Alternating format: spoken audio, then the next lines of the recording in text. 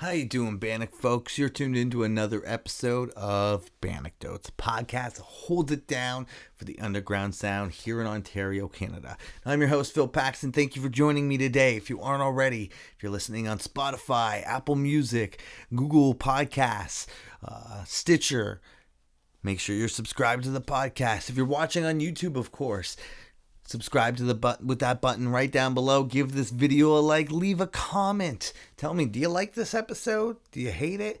I think you're gonna like this episode, though. Let me get into that, though. But before we get into that, let's roll out with the shows. Again, think you need to give me a little bit more shows happening for July. Feels a little light, but we'll get into it.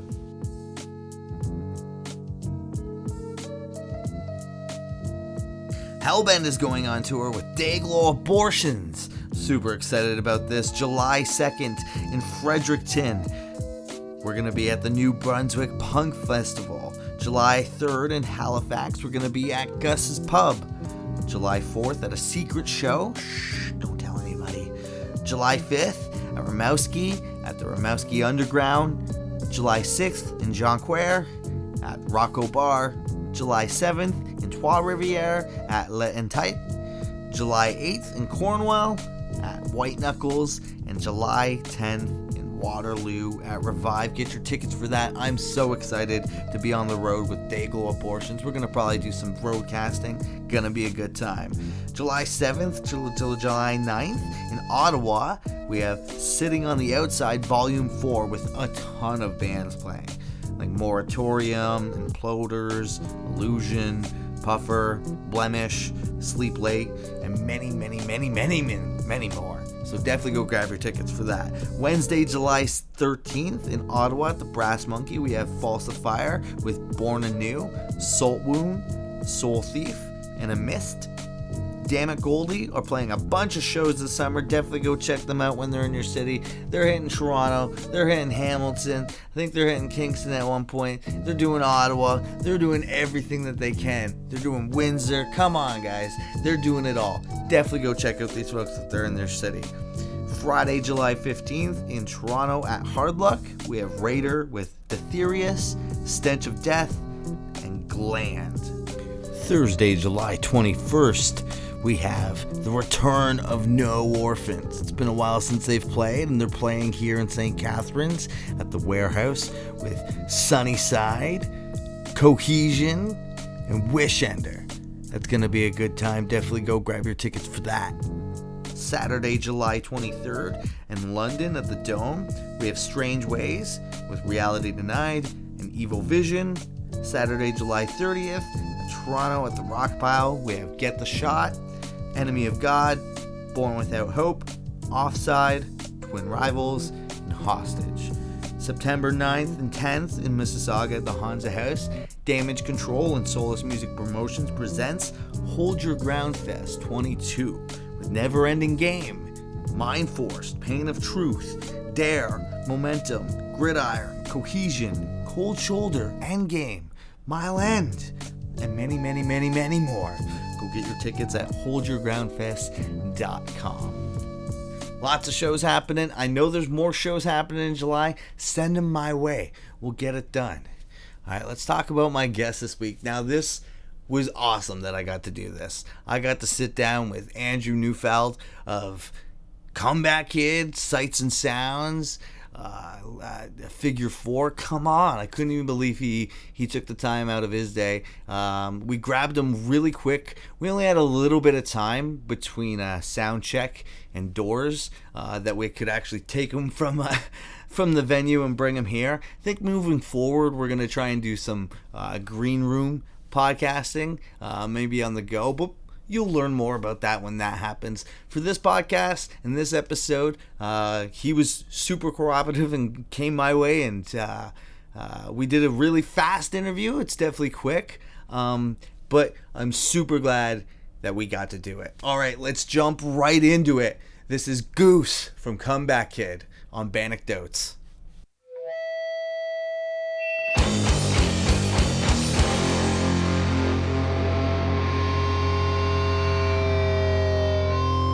Right on.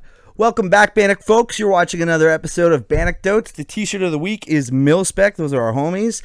And my guest this week is Andrew Neufeld. What up? How you doing? Now, normally I let my guest introduce himself, but do you mind if I give you a bit of an introduction? Give me an introduction. All right, so this guy's been at it for like the last 20-odd years or so, working in bands such as Comeback Kid, Figure 4, Sights and Sounds. Right. Andrew Neufeld. Andrew Goose Neufeld. Neufeld.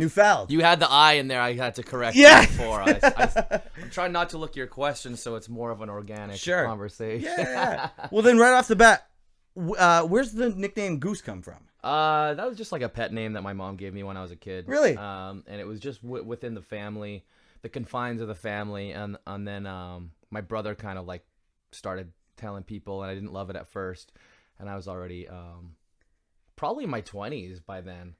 My brother kind of started spreading it, and it spread more than any previous self-proclaimed nickname that I would have given myself. So I am definitely Goose now to a lot of people. So right on. And you guys have a brand new record out. We do. Heavy Steps. That's right. Did you guys write that over the pandemic? We did. As soon as the pandemic actually hit, like we were trying to do a record anyways, but probably because of the pandemic, it like made us put the record out a little. Like it probably would have taken longer to come out. Okay. Without the pandemic, and we had so much touring planned, and that's usually kind of what kind of hinders us from getting in the studio or actually just writing, just because we're on the road so much. But this kind of just gave us the opportunity to like just be at home and write music and send stuff to each other. We live in different cities, like from Vancouver to Toronto and Winnipeg, so we're just sending demos, and I'd say my oohs and ahs in my room and send it back, and we just try to figure out what sounds cool, and then just pretty much until we could actually meet up in a room and rehearse. But yeah, we spent a lot of people are like, oh, what'd you do? You must have been so bored during the pandemic. Like, dude, we were busy this whole pandemic. Love to hear it. Yeah, love to hear it. Yeah, it took the year to kind of write and record the record, and then pretty much by that time we were almost out of the weeds. Right, yeah. We started looking for places to tour. Cool. When Canada wasn't really quite ready yet. So. Right. And you guys are doing some touring now, right? Yep. Doing a couple dates this weekend. Yeah, we've been going pretty strong for about a year now, since like last August. We played our first show back. Yeah, and there's just plans for touring for the rest of the year and whatnot? This year is one of the most crazy years that we've ever had. Really? Yeah, touring-wise, really, really busy. Nice. Yeah, it's good crazy. To hear. Yeah. So, what goes into writing a new Comeback Kid song? You guys have been around for quite a while. You guys have such a full discography. Is there anything that you guys necessarily like try to pick it and do beforehand, or is it just like whatever sounds good, fucking let's riff it? There's a bit of that whatever sounds good mentality, but we also like we'll stay in our lane, and we know what Comeback Kid is. We know that what we hopefully know what people want to hear out of our band in a way. We all have other musical projects that like we just talked about, like Sights and Sounds. I haven't done that in a bit, but if we want to do a different kind of style of band, we'd probably, or a different kind of music, we just write for another project. So we try to keep Comeback Kid kind of in its lane, doing the sound that it's known for. Yes, every record is different, but we write some songs with a little bit of a nostalgia factor in mind, and then some of the stuff that gets maybe a little left of center either doesn't make the record. We have a bunch of B-sides that we'll probably put out soon. Cool. That didn't make the record, maybe because it was just a little like left of center. Like I had written some maybe songs that I'm always trying to write a different kinds of songs. Right. And sometimes I'll draw inspiration from our older stuff, but also the other guys, that's sometimes a conversation of like, let's do this kind of nostalgic, kind of has this vibe from a song that we, A False Idol's Fall, which is like a song from Wake the Dead or something, and trying to not emulate that, but write something in that style. Right. But yeah, like, I mean, anyone who knows Comeback Kid, like, as far as like our style of music, we write different kinds of songs. There's some really poppy songs for our style of music, and then there's some really like heavy or like super fast to the point songs. So Fuck yeah. yeah. That's great. Now, what I really like about Heavy Steps, especially, is like the artwork is so different from a lot of the artwork that you guys did. Was there inspiration from that? I hate all of our covers. Like, I don't know what it is. Like when I give an idea to an artist, like maybe sometimes it doesn't really show up how I'd like. But no, we were just a fan of this artist, Luciano Cauldron, and he's a tattoo artist. He's based out of Spain right now, but I think he's from Mexico. And we just kind of gave a lot of lyrical direction, just, little catchphrases of things that we were talking about, and he was able to kind of come up with something. And we had, the option to do it like, he could draw it out and have more of like a cleaner digital look. And then he's like, do you want me to paint it? So we could it kind of gives a little bit more of a cooler real vibe to it, and not so he actually painted over it, and we love it. So it's a really cool album. Yeah, we're really happy. It's different kind of stuff, especially for I love that. But you can tell we never keep a theme really for our album covers. Like it's all pretty. It's kind of like whatever we're feeling at the time. Sure. Maybe it sometimes comes secondary. We're glad that this record, it feels like everything's a little bit more uniform, and we kind of had the vision beforehand, probably because we had a little more time. Right. With the album name, the artwork, and the whole presentation of it. Mm-hmm. Now, did the Heavy Steps pedal ever end up getting made? I'm still waiting on Rev for that. Yeah. But they've been busy doing other things for us. Like they gave us some heads, and they built us some 610 like cabinets for the guitars. Right. So it's funny because we're getting quite deep with this company, Rev Amps from Manitoba. We actually like reamped with their heads and stuff. Like really? Will Putney did when he mixed our record out in New York and stuff. But every member of our band kind of works with them has their own agenda for what we want to do with them. So it's like, yo, did you talk to so and so from Rev? Or like, I'm like, yo, I want to get this from so we all have our different agendas, so we'll get there eventually. Now I know you've mentioned in passing that it would be cool if it would ever happen, if Comeback Kid would ever to do like a cover tour, like playing just covers. For sure. What covers would be in that set list? Right now I'm more horny to maybe start off by trying to do, like, we do a lot of festivals, especially this summer. We're gonna get back to the Euro festival. Nice. And shit.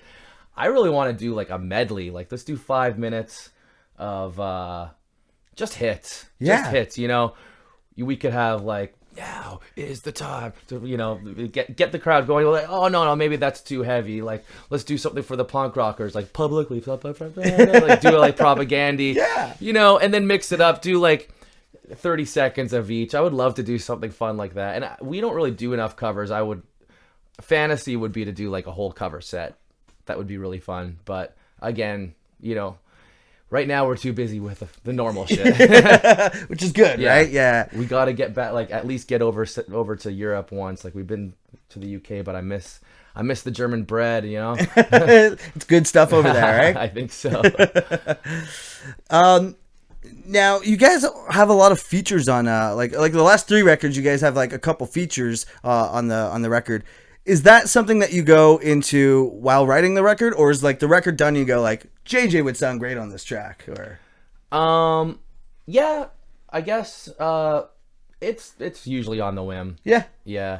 I mean, when you're talking about JJ, we did a song called Everything Relates, and it's while we were writing it, my friend Sean SK had passed away during that time, and it wasn't really like, oh, he would sound great, because it's just more of like, he just kind of like sings along with me. Right. You can't really tell that he's really, to be fair, he's like on the bottom, I'm on the top. Maybe more of like a feature that was like, this person would sound great on it would be like Joe from Gojira sang on a song called Crossed, and that was like more of like a feature, Some songs we include people for a vibe. Right. And sometimes we include people for an actual sound. For the actual sound. Yeah. That's cool. Now, does Sight and Sounds have anything planned? I know you were doing something at the beginning of 2020. We did our last tour right like the days before before the pandemic hit. Yeah. And now it's just really Comeback Kid land. Sure. At the moment, it's just too Yeah. We only have time for that at the moment. Now, is there any hardcore bands that have came and gone within the time that Comeback Kid has been been that you haven't had a chance to play with? We never toured with Hatebreed yet. That would be cool. Oh shit! We played festivals with them. Jamie Justin, we know you're watching. Come on. That would be like that would be a checklist. We haven't toured with NoFX yet. We've been supposed to a couple times, maybe next year. But we played festivals with them. Again, like there's festivals, but who would there be that like we haven't even crossed paths with at all? I mean, there's probably a lot. Some of that have come and gone. Who knows? I'm not really sure right now. Yeah, fair enough. It'd be cool to see NoFX and Comeback Kid at a show. Yeah, we might do that. We'll do that Punk and Drublic tour, hopefully. Yeah, hell yeah. That's cool. Do you know any? No, this is mainly an Ontario show, and I know that you folks are kind of all over the country. But I typically like to ask my guests if there's any Ontario bands that have caught your attention within the last year or so. Anything that you've been jamming? Ontario bands. I mean, it's kind of all getting started again. I mean, like we have Wildside on tonight. I saw that Dear God band and got them on, or a kid or whatever, and got them on the show tonight. Yeah. I just checked them out like last month. Pretty cool. We had Mil Spec on our Toronto show. That was great. I mean, Mil Spec and Wildside have been going for a while. Yep. And a lot of the other stuff is just kind of stuff that I've been kind of checking out. Temper Tantrum, Jake from our label New Damage, that's his new band. I've heard a couple songs. I haven't seen them live yet. Sounds pretty cool. Yeah.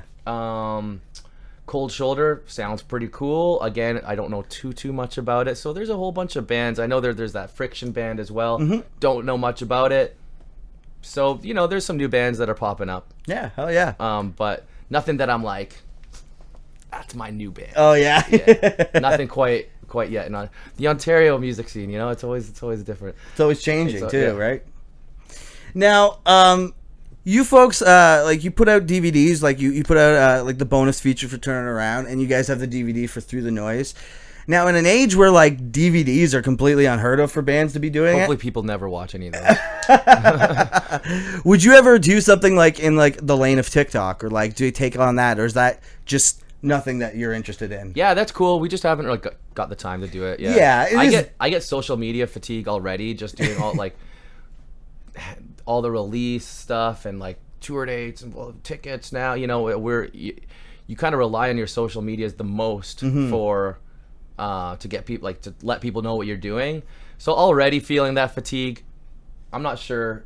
We'll get to it. It's one of those kind of things, what I mean? Yeah, absolutely. I mean, and it's like a full-time job for some of these bands to just constantly be posting, right? Yeah. It's like, would you rather the energy in that or in the music? So I totally get it. Yeah, there's energies going to many different places.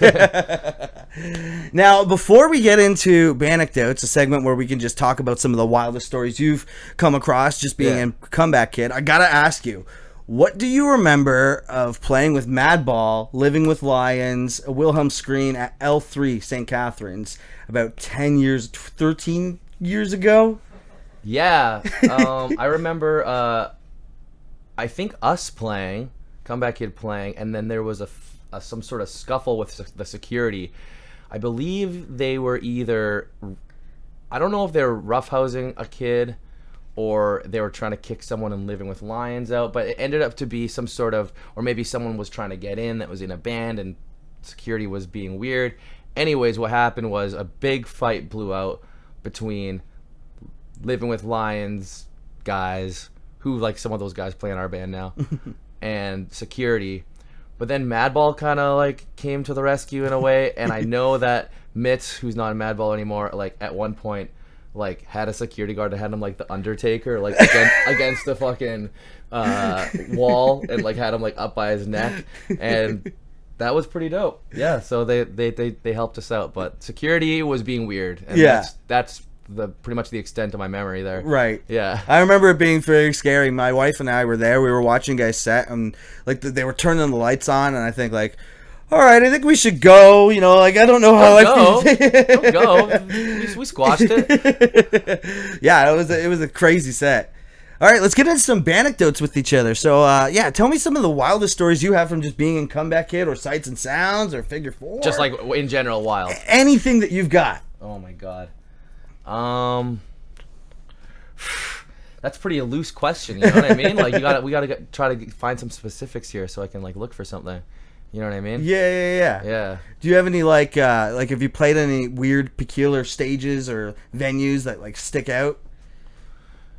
Yeah, you know, I remember the first time I went to Brazil, we played this festival called Metanaya Festival in like Victoria, Brazil.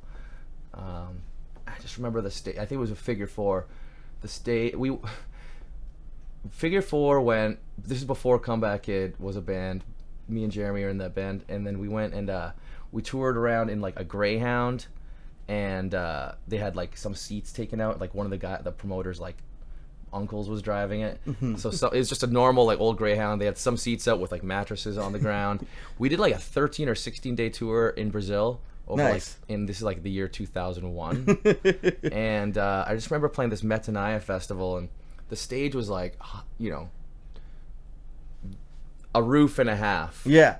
And people were trying to climb up this like board on the side, and I just remember like security guards or whoever was at the festival like trying to kick them, like kind of like stomp their like little fingers and stuff like that. That was pretty funny and weird. Dude, all kinds of things, you know. I've been arrested in a couple countries. Damn. And it's usually for marijuana. Okay. They're not cool with it. No, they're not cool. I went to, you know, spent a night in the drug tank in Serbia. That sucked. Jesus. But still was able, like, I never missed a show because of any of that shit. Hey, there you go. But it feels pretty just like, this is not worth it if you're like missing shows because of, or if you're like getting arrested because of like weed. Yeah. You know what I mean? But just got to be more low key. And when we're Canadian, we think we can just smoke everywhere. Right. But that kind of thing, you know, we've been around all kinds of fights and people getting absolutely like destroyed, mostly in the States. That's where that happens. Right. They kind of go all out with the moshing there, eh? Yeah, for sure. More people are crowd killing, a little more aggressive. But it's fun. Yeah, and of course. You know, we've been bribed into Southeast Asian countries, into Indonesia, like shit like that. Like we always try to somehow find a way. But yeah, I don't know. There's a few things. But yeah, I'm sure I could go off on something if I had direction, but I'm literally just no worries. Yeah. Where's the furthest you folks have played from home? Somewhere like Japan or something? You name it, I guess. Yeah. You know, like Japan is quite far. Yeah, Southeast Asia, as far south as Brazil. You know, we played Russia many times. Nice. I'm really sad that we can't go there anytime soon. Right. Great fans in Russia. Yeah? Great crowd in Russia. Diehards? Hell yeah. Yeah, we've been, you know, all over. Have you done like most of the continents? We've done we've done South Africa. Yeah. That's tight. Yeah, I guess the only continent that we haven't done is Antarctica. Yeah, I was just gonna say you can't do that one. I would say. We'll get a comeback kid show going on in there, though. We're trying to do Alaska, like at some point. Yeah, that's cool. Maybe next year. Yeah. Do they have? Do you know if they have a scene there? What's going on in Alaska? Yeah, there's something going on there. There's definitely something. It exists. What is your go-to gas station snack when you're on the road? It would have been just like chips before. Right. Now, lately, we're pretty smart. Like especially touring the States a bunch again. Always going to Starbucks, getting a glass of ice because we'll always have leftover water, but always a full glass of ice from Starbucks. You can always keep your water cold. Nice. That's pretty good. That's a good tip. You know, gas station snacks. It's usually just like chips or something like that, but I'm trying to, you know, lay off. Fair enough. If like you mentioned that you missed the German bread. Was there anything over in Europe that you can't get here that you really that seeded bread that you can get in Germany? That's just it, eh? Like it's just it has the right texture, you know. Yeah. Do you have any pre-show rituals? Try to take a shit at some point. There you go. That seems to be a constant thing throughout everybody. Yeah, you want to keep light, you know what I mean? That's why I was like, we got to do this like podcast now so I could get some dinner before doors. Yeah. Yeah, Besides that, I'm not really like a big warmer upper, Right. or warmer down. I just have to I don't think about it too much. Sure. Yeah. Just kind of keep it going. Now, let's say Comeback Kid has an unlimited budget for your green room. Mm-hmm. What is the rock star dream rider in the green room for you? What's waiting in there for you? You're selling out arenas. You guys are touring with Metallica. We're pretty simple, like, I'll just do the higher shelf booze. Like we'll do the Grey Goose, bottle of Hennessy, and maybe a nice tequila or mezcal or something like that. That should tide us over. Get a bunch of light beers. That should tide us over. Seltzers, ice. Ice is the most important thing. Nice. Always. And yeah, dude. Like I'm just gonna like name like our normal rider. Yeah, like, give us some fruit and veggies and like pita bread. We're good to go. There you go. Yeah. Like we're not too precious. Hey, if we're really fancy, we'll get some like 9-volt batteries. Energizer too, not no Duracell. No, the good brand. For Yeah. sure. I worked at a venue at the Danforth in Toronto, and I had to go get I had to go across the street, get some batteries for someone once, and I got the cheap ones, and then the sound guy said, never get these, always get the brand name. I'm right. Like, okay, so now I know. There you go. Right on. Do you have any tour tips for anyone maybe starting out as a touring musician? Do you have anything that you can offer them to give them some advice or insight? It's not gonna happen fast. Yeah. Be chill. No one wants to tour with aggressive people or selfish people. We've given up, hogging, I want to have the nice place to sleep or whatever, Right. That kind of attitude is kind of sucks. And just helping chip in with loading. Like we're doing this tour now. We've gone from having, crews of 3 or 4 people, and this weekend it's just us without just a crew, you guys, and it's like, it's fun just to do it like that. Just kind of, we like to be involved. I like to know who's doing our shows. I've had years where I've gone without really, speaking too much with the promoters, or full tours without really having too much of that.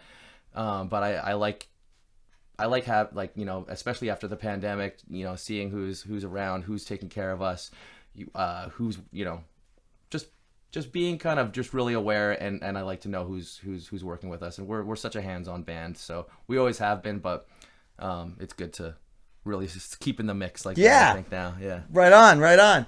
Well, I think I've only got one more question for you. Yeah. What are your all-time top 5 favorite bands that you can give? If you can't give 5, if you give 3 maybe. Favorite bands. I love a band called Mew. Their record Frangers is one of the more important records ever in my life. I would say for hardcore, I go back and forth on a lot of bands. But I've always said, I think No Warning is my favorite hardcore band. They're sick. Those are my boys. We got to play with Jesse for a while, but yeah, man, it's just always loved them. And I had No Warning in my life since I got out of high school. So to me, it was a band that I kind of grew up with. Oh, they're great. And then that would be on the heavy side. And then, who else? An actual third. My favorite modern band is the DMAs. Okay, They're cool. a very Oasis band from Australia. Nice. And I've punished myself into friendship with one of them. Fan turned friend. So yeah. Cool. Those are 2-3 bands that I really, really like. Fuck yeah, all right. Well, do you want to give the plugs for all the social medias? And if you have anything you want to give a plug to, any organization or shout-outs? Honestly, the main thing, if you want to find out about Comeback Kid, is our Instagram and our link tree that's on there. Cool. I try to update our website, but again, I'm too DIY for it, and even the Wix site is doing my head in. So just the link tree it is. Right on. Well, thank you very much, folks. Thank you. Right on.